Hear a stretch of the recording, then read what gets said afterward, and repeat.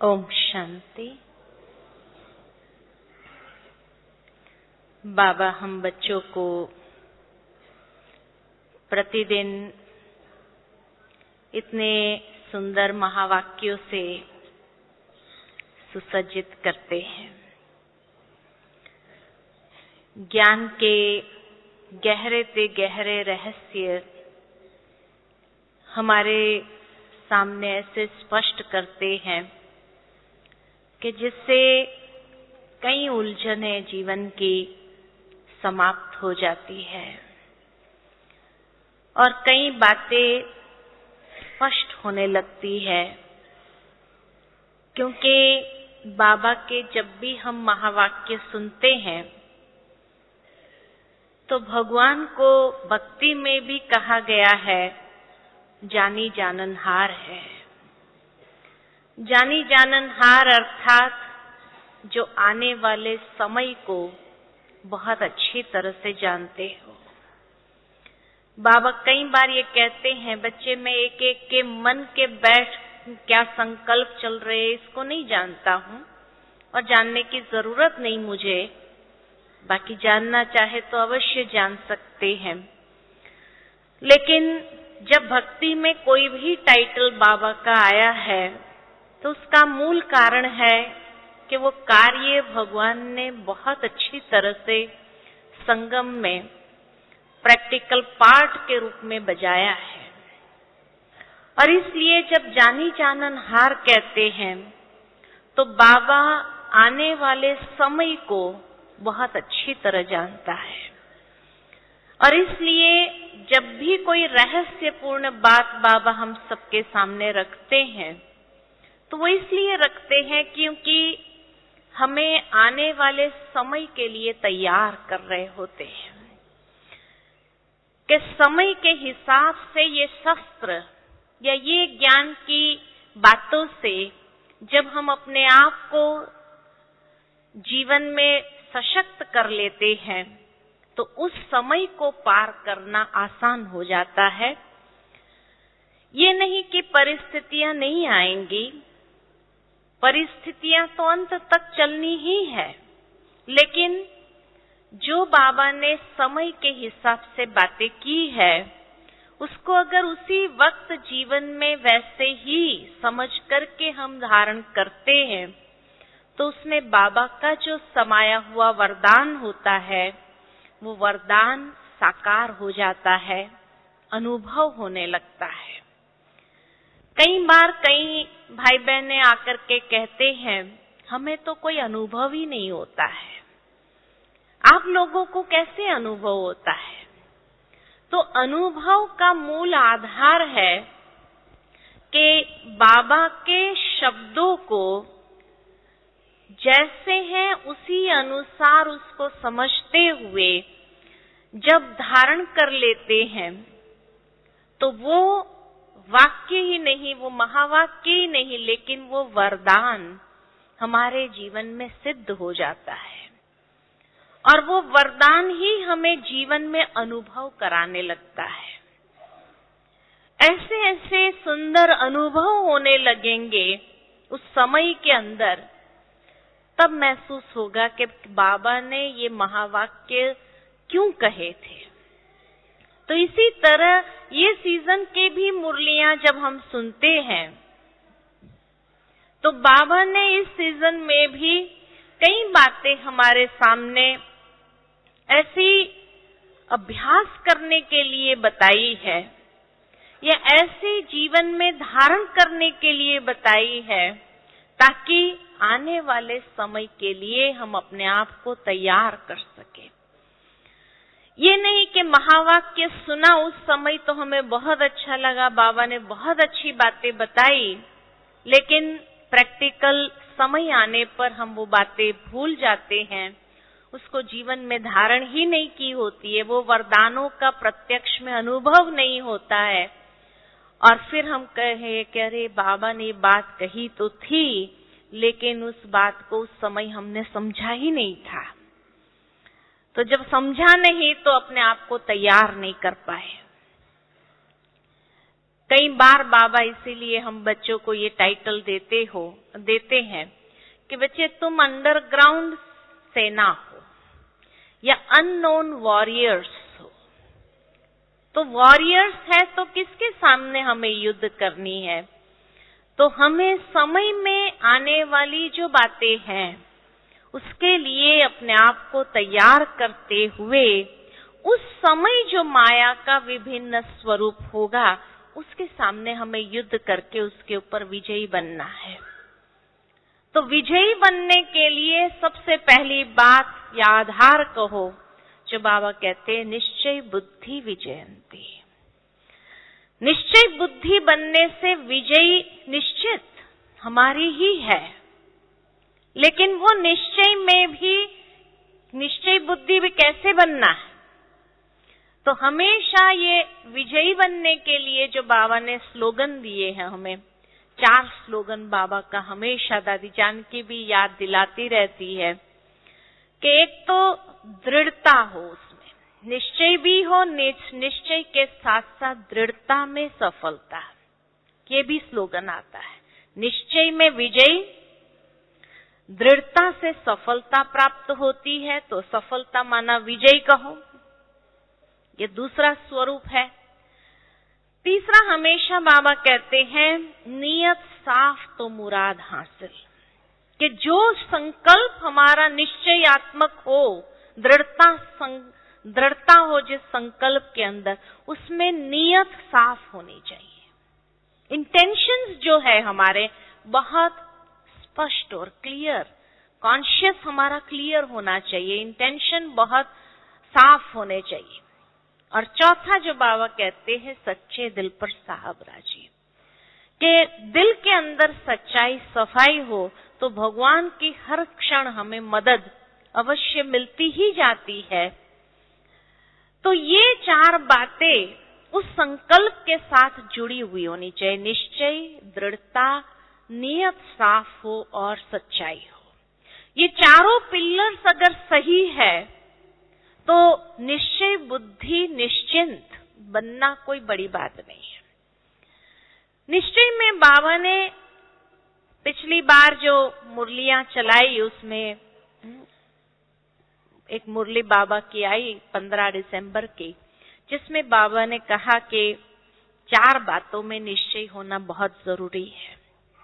स्वयं में निश्चय, बाप में निश्चय, परिवार में निश्चय और ड्रामा में निश्चय।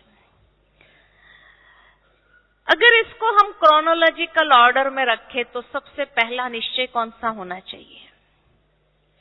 हाँ, सबसे पहला निश्चय स्वयं में होना चाहिए। दूसरा निश्चय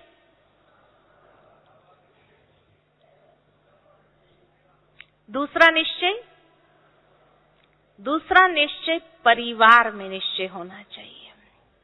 तीसरा निश्चय ड्रामा में निश्चय होना चाहिए, ड्रामा की हर सीन में निश्चय होना चाहिए। और ये 3 निश्चय अगर सही है हमारे, तब कहेंगे हाँ भगवान में भी हमें निश्चय है। अगर परिवार में निश्चय ही नहीं हो तो बाबा में निश्चय है, ये कैसे कहेंगे? स्वयं में निश्चय का मतलब क्या है? कि स्वयं को हम, बाबा हमें जिस रूप में बनाना चाहता है, जिस रूप में देखना चाहता है, वैसे हम अपने आप में निश्चय रखें। और उसके लिए बाबा ने जो घड़ी घड़ी हम बच्चों को ये सीजन में बहुत बार, मैं समझती हूँ लगभग हर मुरली में अंडरलाइन कराया है, तो वह है स्वमान में रहो, स्वमान की माला बनाओ और उस स्वमान में अपने आप को स्थित करो। वो स्वमान जैसे जैसे हम धारण करते जाते, वो स्वमान का स्वरूप बनते जाते, तब कहेंगे कि सचमुच मुझे वो निश्चय है अपने आप में कि हाँ मैं ऐसे ही हूं, है ना। ये नहीं कि स्वमान हम सुबह अमृत वेले उठते हैं उस समय स्वमान तो ले लेते हैं कि हाँ मैं ऐसे ही हूं, मास्टर सर्वशक्तिमान हूं, मैं विशेष आत्मा हूं, मैं महान आत्मा हूं, ये स्वमान हम अपने आप को दे देते हैं, लेकिन प्रैक्टिकल हमारा स्वरूप ही नहीं। अगर प्रैक्टिकल हमारा स्वरूप नहीं, मैं अपने आप को कहती हूँ मैं मास्टर सर्वशक्तिमान, मान लो कि ये स्वमान ले लिया और दिन भर में एक कॉकरोच आया तो वहां मैं डर गई या उछल कूद करने लग जाऊं, तो उस समय क्या कहूंगी कि ये स्वयं में निश्चय है कि मैं मास्टर सर्वशक्तिमान आत्मा हूं? ये एक सिर्फ मैंने सोचा, ये दिमाग तक रहा, बुद्धि तक रहा कि मैं मास्टर सर्वशक्तिमान आत्मा हूं। भगवान ने कहा इसीलिए मैंने ये संकल्प ले लिया, लेकिन वो संकल्प को प्रैक्टिकल स्वरूप नहीं बनाया। उस रूप में अपने आप को विजुअलाइज करना, और उस रूप में अपने आप को विजुअलाइज करते हुए हर कर्म उस कॉन्शियसनेस में हो हमारा, तो हम देखेंगे कि बातें अगर आई भी तो उस समय भी हम उस स्वरूप में स्थित होने कारण उस बात को पार करना सहज हो जाएगा। अभी तो हमारे सामने छोटी छोटी बातें आती है, छोटे छोटे कीड़े मकोड़े, ये कॉकरोच आदि आते हैं और हम उछल कूद करने लगते, लेकिन जब ब्रह्मा बाबा की बातें हम सुनते हैं, साकार बाबा की बातों में आता है कि बाबा जब मधुबन में आए थे, मतलब आबू में आए थे, दादियां जब अनुभव सुनाते हैं तो जंगल ही जंगल ज्यादा था, और उस समय बाबा जब एक बार बैठे थे योग में एक वृक्ष के पास में, तो एक सांप आकर के बाबा के पैर को जब लपेट गया, बच्चों ने जब देखा और एकदम से उठे कि बाबा सांप है, और बाबा ने उस समय हाथ ऐसे किया, बच्चे ये भी एक आत्मा है, और बाबा ने उसको भी एक आत्मिक दृष्टि से देखते हुए और उस सांप को भी इतनी दृष्टि दी कि धीरे धीरे वो सांप छूट करके चला गया। तो ये जब बातें सुनते हैं कि बाबा के सामने कैसे भी व्यक्ति बाबा को मारने आता था, बाबा उसको आत्मिक दृष्टि से देखता था, तो बाबा का ये अभ्यास इतना अधिक था जीवन के अंदर कि उस कारण से वो परिस्थिति बाबा के ऊपर एक डर क्रिएट करने वाली नहीं बन सकती थी। तो तब कहेंगे कि हाँ, बाबा को उस स्वमान में स्थित होने के कारण, उस स्वमान में भी इतना निश्चय बुद्धि होकर के रहे कि जिस कारण से वो परिस्थितियां पार करना बाबा के लिए आसान हो गया। तो ये कहानियां हमारे सामने है ऐसा नहीं, ये प्रत्यक्ष जो उदाहरण बाबा के जीवन के हैं, ये हर उदाहरण भी हमें ऐसा शिक्षा देता है कि हम भी अपने जीवन में अगर ये स्वमान को धारण करेंगे, उसके ऊपर निरंतर हमारा अभ्यास होगा और वो स्वरूप में हम अपने आप को विजुअलाइज करते हुए चलेंगे, तो सचमुच वो बातों को पार करना आसान हो जाए। उसको कहेंगे स्व में निश्चय। तब निश्चिंत रहना आसान हो सकता है। अगर ये खाली रटने के लिए है कि मैं रटती रहूं, रटने के लिए नहीं है।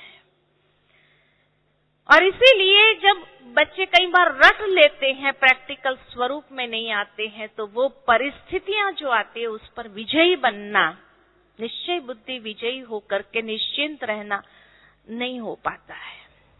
तो ये पहला निश्चय। दूसरा निश्चय जो कहा, परिवार में निश्चय। परिवार में निश्चय किसको कहते हैं? क्योंकि उससे भी हमें निश्चिंत स्थिति अपनी बनानी है। तो परिवार में निश्चय माना किसको कहेंगे? परिवार में निश्चय कि आज बाबा का हर एक बच्चा जो है, हर एक आत्मा जो है, सिलेक्टेड आत्मा है। हर आत्मा को भगवान ने चुना है, और चुना है ऐसे ही नहीं चुना है, किसी खास मकसद से चुना है कि हर आत्मा से बाबा को कोई न कोई ऐसा विशेष कार्य कराना है। विनाश के पहले, सतयुग आने से पहले उस आत्मा से कोई न कोई ऐसा विशेष रोल प्ले करवाना है भगवान को, इसीलिए भगवान ने उसको चुना है। और बाबा हमेशा साकार मुरलियों में कहते रहे कि बच्चे, मैंने बड़े बड़े बुद्धिमानों को नहीं चुना। किसको चुना मैंने? अनपढ़ों को चुना, एकदम गांव के लोगों को चुना, जो यहाँ साधारण रीति बैठे हुए हैं। कई बार कई बड़े अगर आ भी जाए तो हमें पूछते हैं, हम लोग कई जगह पर जाते हैं, बुद्धिजीवी लोगों से मिलते हैं, उनसे बातें करते हैं, तो उस वक्त वो कहते हैं आपका ज्ञान, आपका मेडिटेशन इतना ऊंचा, ये गांव के लोग क्या समझते होंगे, है ना। लेकिन भगवान ने उनको चुना है, वो गांव के अनपढ़ लोग जो है उनको चुना है, तभी तो अंत में ये प्रत्यक्ष होगा कि वाह भगवान तेरी लीला अपरंपार। किन किन को चुना तुमने। इसीलिए शिव की बारात में कैसे कैसे दिखाते हैं, है ना, पढ़े लिखे सूट टाई वाले थोड़ी दिखाते हैं, हाँ? नहीं, भगवान ने उनको चुना ही नहीं है।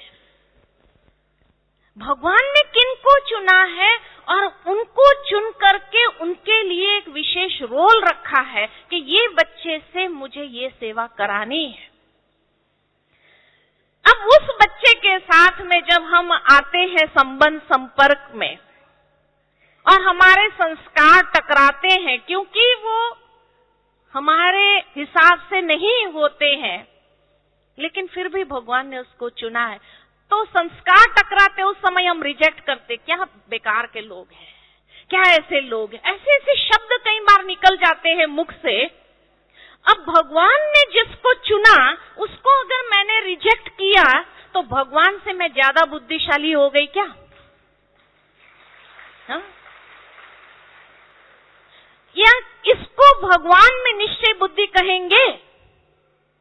भगवान ने जिसको चुना उसको मैं रिजेक्ट कर दूं तो क्या इसको भगवान में निश्चय बुद्धि है ये कहेंगे? इसलिए दूसरा नंबर परिवार में निश्चय आता है, क्योंकि अगर मुझे परिवार में निश्चय ही नहीं है तो भगवान में निश्चय है कैसे कह सकते हैं हम? किस आधार पर हम कह रहे हैं कि हाँ मुझे बाबा से बहुत प्यार है, बाबा से मेरा बहुत विश्वास है, बाबा में, ये कहने के लिए है क्या हम?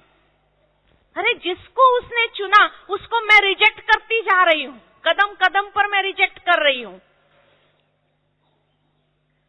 आज एक घर में भी, परिवार में भी कोई एक मेंटली रिटार्डेड बच्चा पैदा होता है ना, तो भी परिवार वाले उसको फेंक नहीं देते, उसको अपने परिवार में समा लेते हैं और समा करके उसका एक्स्ट्रा ध्यान रख करके भी उसको प्रोटेक्शन देते हैं, उसको हर रीति से उसका ख्याल रखते हैं। तो घर परिवार में भी हम रिजेक्ट करके फेंक नहीं देते हैं, तो बाबा के परिवार में भगवान ने जिसको चुना है, एक एक चुना हुआ जो विशेष रत्न है, भगवान कहते हैं ये चुना हुआ रत्न है, विशेष रत्न है, तो भगवान ने जिसको चुना उसको रिजेक्ट करने वाली मैं कौन होती हूँ? इसको कहते हैं कि ड्रामा के रहस्य को या परिवार में उस आत्मा के रोल को भी जब हम नहीं समझते हैं तो हम अपसेट होते रहते हैं। उसके साथ के संस्कारों का टक्कर होने के कारण हम उसके साथ अपसेट होते रहते हैं। जैसे कहा, घर में एक अगर मेंटली रिटार्डेड बच्चा होता है तो उसके साथ हम लड़ते हैं, उसके साथ हम बार बार अपसेट होते हैं। अगर वो कुछ ऐसी हरकत करते तो हम अपसेट होते नहीं होते हैं ना, समझ लेते हैं कि उसकी क्षमता यही है और इसलिए उसको अधिक प्यार देते हुए चलाते हैं ना। तो ठीक इसी प्रकार बाबा का जो परिवार है उसमें निश्चय रखना, माना हर एक आत्मा जो है जैसे उसके संस्कार को समझते हुए उसको स्वीकार करते जाना, तब कहेंगे परिवार में निश्चय और भगवान में भी निश्चय है। नहीं तो निश्चय नहीं है, निश्चय की डेफिनेशन ही नहीं है। बाबा ने परिवार में निश्चय के लिए 2 पेज मुरली चलाई। आपने अगर उस मुरली को ध्यान से पढ़ा हो, बाकी 3 निश्चय को कम बाबा ने वो शब्द दिए, लेकिन सारी मुरली जो बाबा ने उस समय चलाई, 2 पेज बाबा की मुरली, परिवार में निश्चय। अब ये क्या संकेत देता है कि भगवान जिसको कहा जानी जाननहार है, आने वाले समय को बहुत अच्छी तरह जानता है। इसीलिए उसने उसी बात पर जोर देकर के मुरली चलाई है। क्यों? क्योंकि जैसे दुनिया में भी कोई व्यक्ति होता है ना, इंडिविजुअल व्यक्ति भी या एक परिवार बहुत तरक्की करने लगता है, समाज के अंदर बहुत आगे बढ़ने लगते हैं, उनके बेटे ऐसे होनहार निकलते हैं और सब बेटे इतना कमाने लगते हैं, बहुत पैसा होने लगते हैं, तो समाज वालों की आंखों में भी क्या होता है? आ जाता है। और समाज की आंखों में जब आने लगता है तो किसी किसी की आंखों में चुभने भी लगता है। और जब किसी किसी की आंखों में वो चुभन होती है ना, तो उस परिवार के पीछे हाथ धो के पड़ते भी है। होता है कि नहीं दुनिया के अंदर ऐसा? ठीक इसी प्रकार ब्रह्मा कुमारी परिवार जो है, आज विश्व के अंदर जिस तरह से ब्रह्मा बाबा के साकार में न होने के बाद भी जिस तरह से तरक्की करता जा रहा है, दिन दुगुने रात चौगुनी इस तरह से बढ़ता जा रहा है। दुनिया में कोई संस्था ऐसी नहीं है, कोई परिवार ऐसा नहीं है जो परिवार का बड़ा जाने के बाद भी उतनी यूनिटी से आगे बढ़े।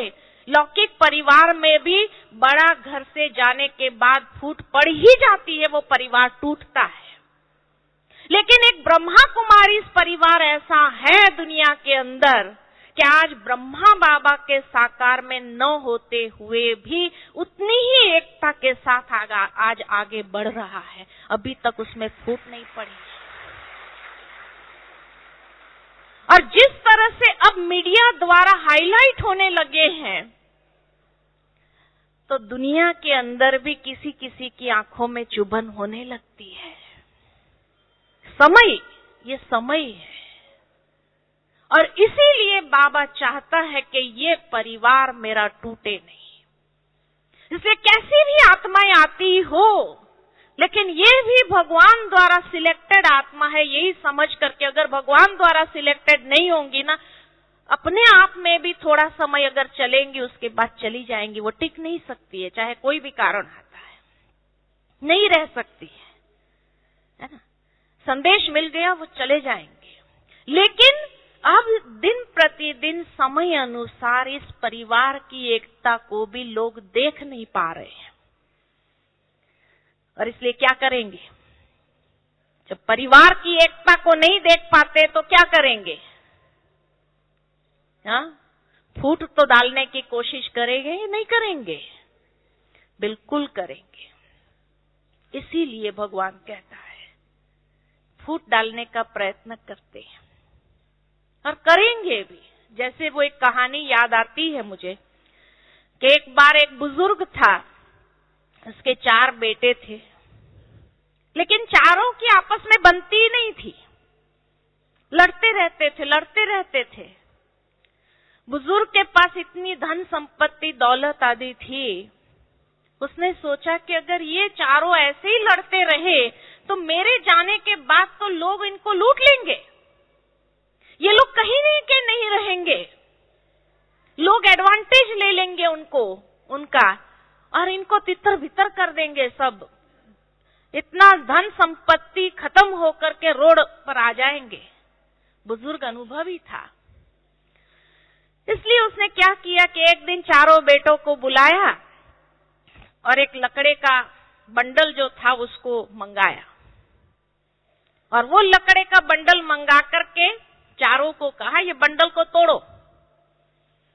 तो चारों कहे कि पता नहीं ये बुड्ढे को क्या हो गया है, मरने के दिन आए अभी और अभी कहते ये बंडल तोड़ो, तो बंडल कभी टूटेगा क्या?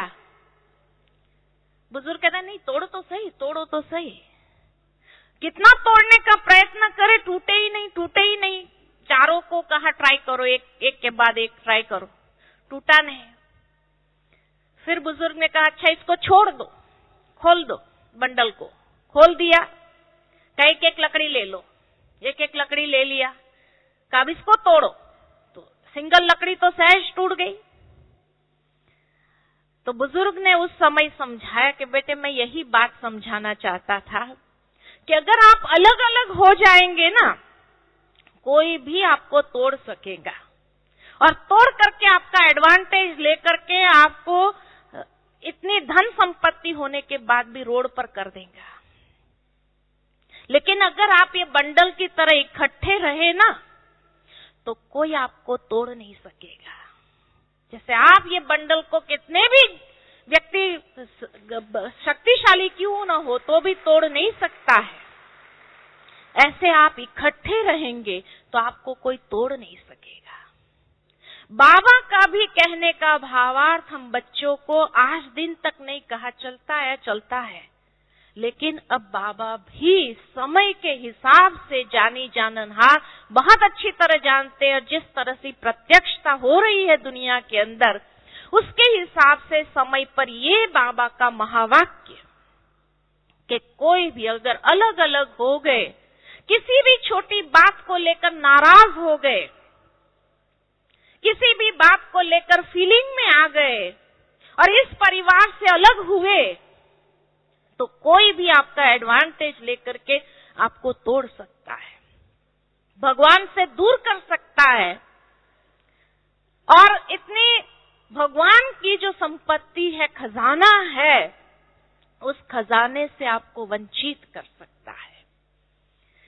इसलिए छोटी छोटी बातों को दिल में न रखते हुए अपने आप को बस अभी एक ही फोकस हमारा होना चाहिए कि अब हम अपने आप को पात्र बनाते जाएं। भगवान मुझसे क्या चाह रहा है, दूसरा कर रहा है नहीं कर रहा है, ये मुझे देखना नहीं है, क्योंकि मुझे मालूम नहीं उसका अंदर में कोई गुप्त पुरुषार्थ भी चल रहा हो, क्या पता है ना, किस तरह से ये संपन्न बन जाएगा, मुझे उसकी कमी कमजोरी देखने का कोई हक नहीं है। भगवान ने चुना है ना उसको, तो जरूर उससे कोई ना कोई सेवा कराएगा ही। मुझे बस अभी अपना लक्ष्य यही रखना है कि मुझे पात्र बनना है, और पात्र बन जाऊं मैं तो भगवान मुझे सही वक्त पर यूज करेगा। समय से पहले प्रत्यक्षता के कार्य में ऐसा रोल प्ले करवाएगा जिस रोल को देख करके उस वक्त आपको लगेगा कि सचमुच बाबा ने मुझे ये समझ जो दी कि मैं अपने आप के ऊपर फोकस करूं, मुझे दूसरे पर फोकस नहीं करना है, मैं अपने आप को ही ठीक करूं, यही मुझे लक्ष्य रखते हुए मुझे अपने आप को बनाते जाना है, तो भगवान मुझे यूज करेगा। और जब भगवान मुझे यूज करेगा तो उसकी जो आत्म संतुष्टि अंदर में मिलेगी वो कई गुना अधिक होगी कि आज कम से कम हम भगवान के कार्य में ऐसी सेवा के मदद रूप बन गए, इससे बड़ा सौभाग्य और क्या हो सकता है। उस समय अपने नसीब को आप इतना ये करेंगे, अपने भाग्य के जो गुणगान करेंगे कि वाह भगवान तूने मुझे इस काबिल तो बनाया, इस योग्य तो बनाया, ऐसा पात्र तो बनाया। अगर मैं दूसरे को ही देखने में रहता था तो आज शायद ये सेवा का भाग्य या भगवान का एक इंस्ट्रूमेंट बनने का भाग्य मैं गंवा देता था, क्योंकि जब तक व्यक्ति पात्र नहीं बनता है तब तक भगवान भी उसको यूज नहीं कर सकता है। और भगवान कोई जादू की छड़ी घुमा देने वाला नहीं है कि बस चलो जादू की छड़ी घुमा दो, इसको बना दो पात्र, ऐसा नहीं करेगा, क्योंकि हमेशा परमार्थ के मार्ग में पुरुषार्थ को पहला महत्व मिला है। पुरुषार्थ के बिना वो प्रारब्ध नहीं दे सकता है। भगवान भी जो प्रारब्ध देना चाहता है उसके लिए हम बच्चों से पुरुषार्थ ही करवाते। जब ब्रह्मा बाबा से पुरुषार्थ करवाया, मम्मा से करवाया, दादी से करवाया, हर एक बड़े महान आत्माओं से भी करवाया, तो हमसे भी तो करवाएगा ना। पुरुषार्थ के हिसाब से ही तो प्रारब्ध मिलेगा। तो जो जितना अपने आप को पात्र बनाते जाएंगे उतना भगवान का वरदान स्वतः मिलता जाएगा, है ना। बहुत अच्छी एक कहानी याद आती है। कि एक बार जो था, एक महात्मा थे और महात्मा बहुत पहुंचे हुए थे, काफी सिद्धि उसके पास थी। तो एक राज्य की सीमा के बाहर आकर रहने लगे और उस राज्य में जो भी लोग उसके पास आते थे, जाते थे, बस वो वरदान देता था उस आत्मा को देखते हुए और उसकी वो मनोकामना पूरी हो जाती थी। तो जब ऐसी स्थिति थी तो आवाज तो फैलेगा चारों ओर कि ये महात्मा सिद्ध पुरुष है, वरदान देता है और बस मनोकामना पूरी हो जाती है, कार्य सफल हो जाता है। तो वो बात फैलते फैलते राजा के कान तक भी पहुंची। उस राज्य का जो राजा था उसके कान तक भी पहुंची। तो राजा ने सोचा फिर तो मैं भी उस महात्मा से वरदान प्राप्त कर लूं ताकि मैं भी अपने जीवन में खूब आगे तरक्की करूं। परंतु वो राजा जो था ना, वो थोड़ा दुष्ट था, सबको दुख देता था, बड़ा घमंडी था, अहंकारी था, काफी दुख देता था लोगों को, प्रजा उनसे बहुत तंग थी। तो इसलिए उसने सोचा कि वो उस महात्मा से मैं भी वरदान प्राप्त करूं। वरदान प्राप्त करे तो कैसे करे? तो उसने अपने मंत्री से कहा कि आप जाकर के ये मैसेज उस महात्मा को दो कि राज्य की सीमा के बाहर क्यों रह रहे हैं। उनको कहो कि राज्य की सीमा के अंदर आकर के लोगों का भी भला करे, हमारा भी भला करे, सबका भला करे। और उसके लिए उसको जितनी जमीन चाहिए उतनी राजा देने के लिए तैयार है। और वो वहां पर आश्रम बनाए, अपना बड़ा सुंदर आश्रम बनाए, लोगों को अच्छी शिक्षा मिले, अच्छा वातावरण बने। और उसके लिए उसको जितने भी सोना मोहर चाहिए हम देने के लिए तैयार हैं। ये संदेश आप हमारा उन तक पहुंचा दो। तो वो व्यक्ति जाता है, मंत्री, और उस महात्मा से कहता है कि हमारे राजा का ये संदेश है कि राज्य की सीमा के बाहर क्यों रह रहे हैं, आप अंदर आकर रहिए और अंदर आकर के रह करके लोगों का भी भला करो, सबका भला करो। और उसके लिए जो जमीन चाहिए, जितना बड़ा आश्रम बनाना हो, आपको जितनी सोना मोहर उसमें चाहिए, पैसे चाहिए, देने के लिए राजा तैयार है। तो महात्मा ने कहा अच्छा चलो फिर मैं चलता हूं राज दरबार में, राजा के पास में। तो उसने अपना कमंडल उठाया और कमंडल जो था उसको बड़ा गंदा कर दिया, गोबर डाला, उसको गंदा कर दिया एकदम। और वो गंदा कमंडल उठा करके चले। राजा के सामने जब आए तो राजा ने कहा कि भाई आपको हमने एक संदेश भेजा था कि आप राज्य की सीमा के बाहर क्यों, अंदर आकर के रहिए, आपको जो जमीन चाहिए हम जमीन भी देंगे, आश्रम बनाए, सोना मोहर देंगे, तो आपको जितनी सोना मोहर चाहिए। तो महात्मा ने वो कमंडल आगे कर दिया कि इतनी सोना मोहर दे सकते हैं आप? कहा दे दूंगा, इतनी क्या, उससे भी अधिक दे दूंगा। तो कमंडल आगे किया तो राजा ने देखा कमंडल बड़ा गंदा है। तो उसने अपने दास दासी को कहा कि ये कमंडल साफ कर दो, उसमें सोना मोहर भरनी है, कमंडल साफ कर दो। तो दास दासियों ने अच्छी तरह से उसको सफाई किया और सफाई करके ले आए। राजा ने सोना मोहर उसमें भर दी और फिर महात्मा जी को दिया। महात्मा जी ने ले लिया।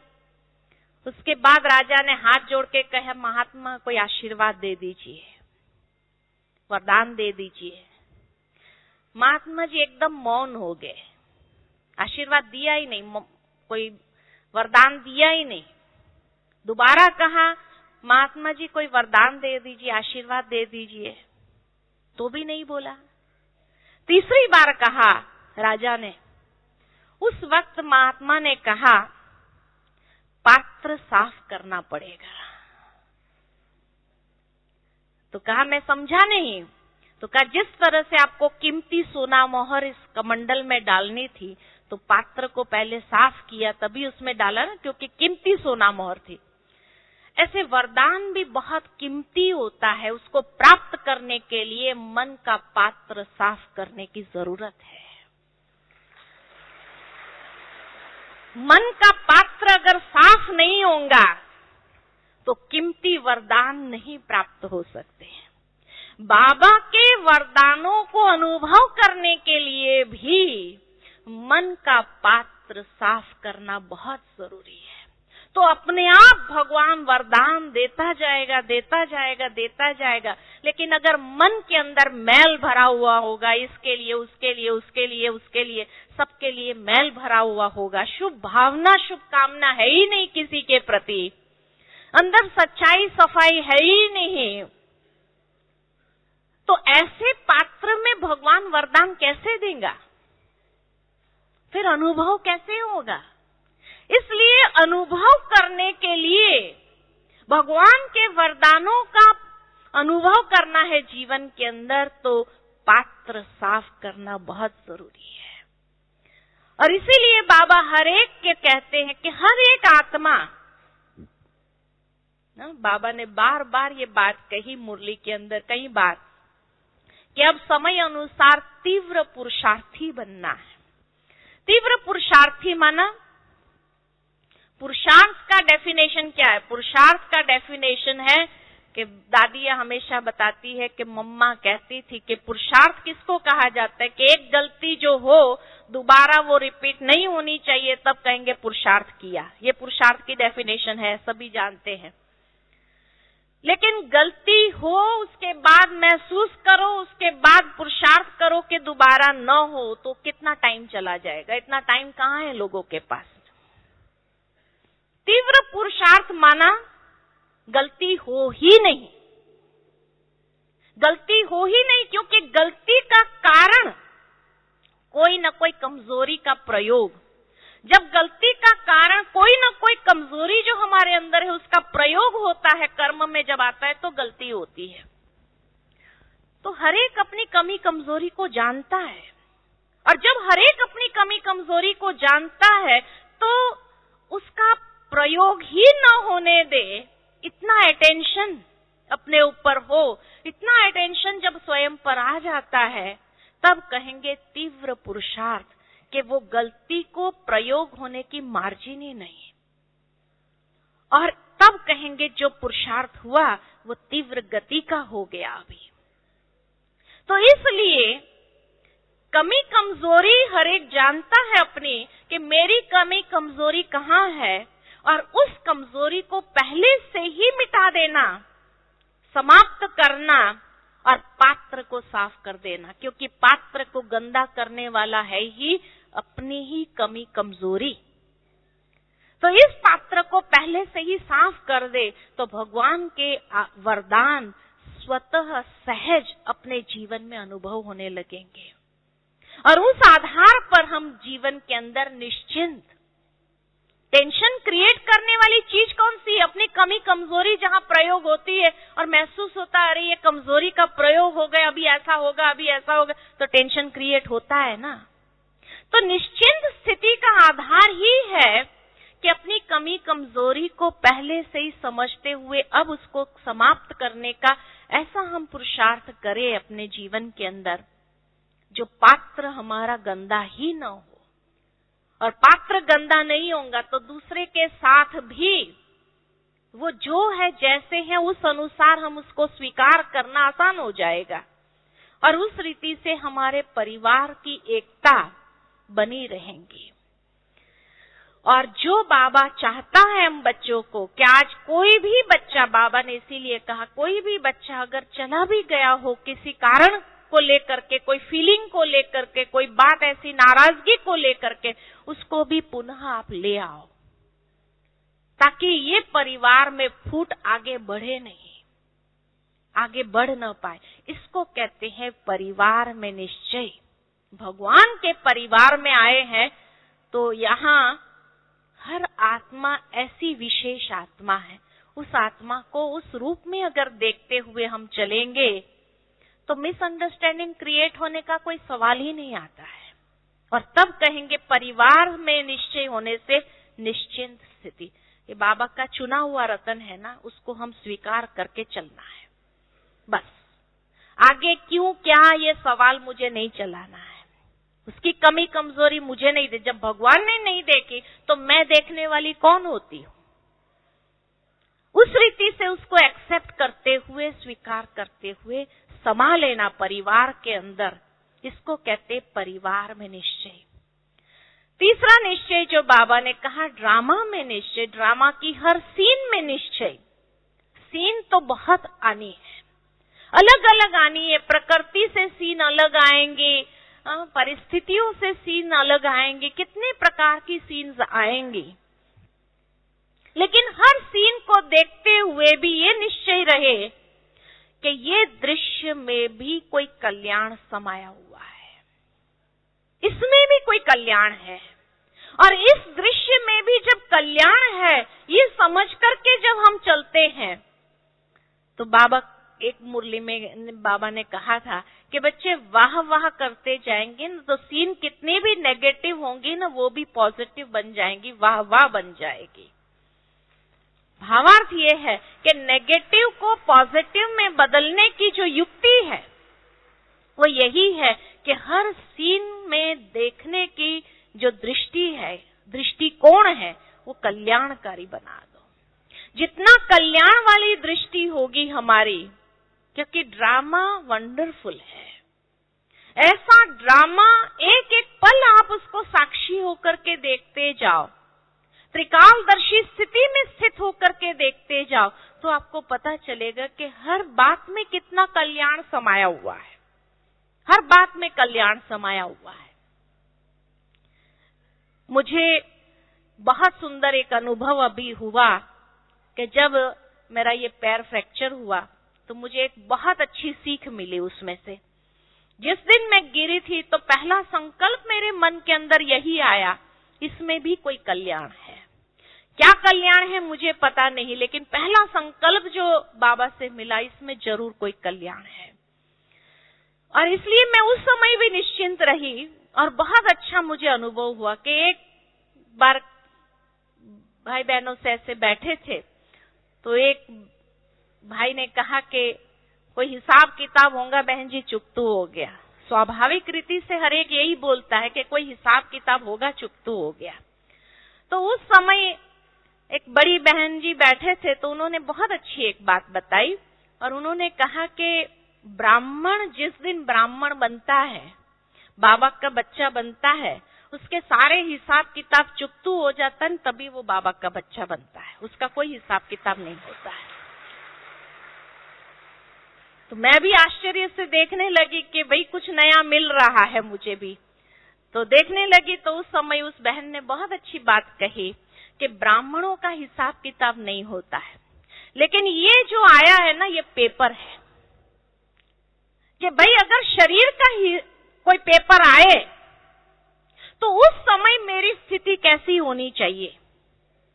क्योंकि अंतिम समय जब बाबा ने कहा पेपर चारों ओर से आना है, तो उसमें शरीर का भी पेपर आएगा, प्रकृति का भी आएगा, परिस्थिति का भी आएगा, सब बातों से आएगा। तो ये तो यूनिट टेस्ट है।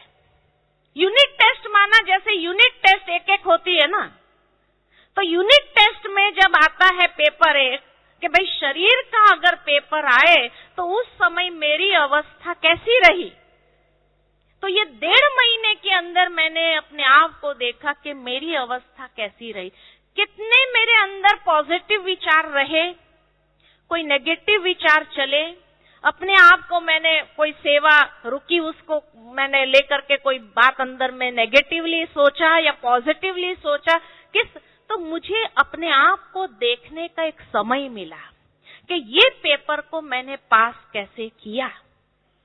तो मुझे वो बात इतनी अच्छी लगी कि ब्राह्मण जीवन में हिसाब किताब उसी दिन समाप्त हो गए जिस दिन हम बाबा के बन गए। अब कोई हिसाब किताब नहीं।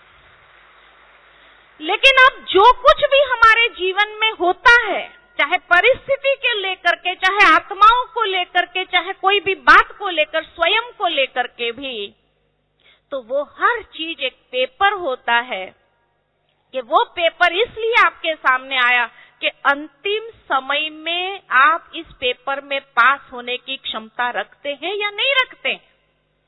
ये देखने का आपको मौका मिला। अगर क्षमता नहीं है तो उस जगह अपने आप को अभी से ठीक कर लो। क्योंकि अभी से अपने आप को, फिर भी समय है। बाबा हमेशा ये कहते हैं, अभी तक भी टू लेट का बोर्ड नहीं लगा है।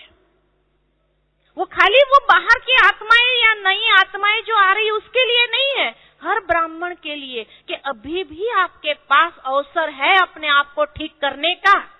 कि अगर शरीर को लेकर के कोई पेपर आया और अवस्था ऊपर नीचे हो जाए, हम गालियां देने लगे, उसको कोसने लगे, उसके कारण हुआ, तो मैं पास कहूंगी या फेल कहूंगी? क्या हुआ? पास है या फेल है? फेल है।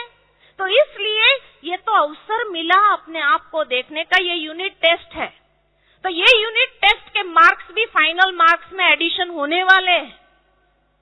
तो इसीलिए उसको समझते हुए अपने आप को ठीक कर लेना है।